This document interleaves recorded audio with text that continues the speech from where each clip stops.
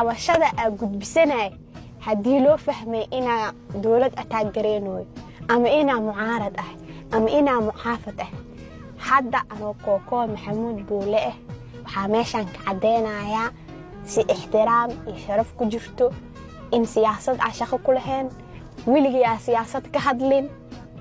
aan qabiil shaqo ku lahayn wiliga ka hadlin wiliga alle qof ku soo dhagin yani all of that waa la wada ogyahay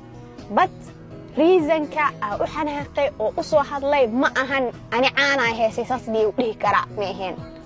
it was ani oo ikasayaan hadday saas ay u sameyn karaan there is a lot of people oo codkooda meel dheer gaari karin oo meel xanaaqoodii frustration koodii ku bixiyaan heesanin inay jiraan oo maalin kasta ciil iyo calool xumo la jiiftaan habeenkii waa ka muskari laakiin awareness waxaana khalad in normal laga dhigto qof sharafkiisa ina lagu xad gudbo hadii wax yariis ka bilaabata dad waxa arkay oo soo qorayaan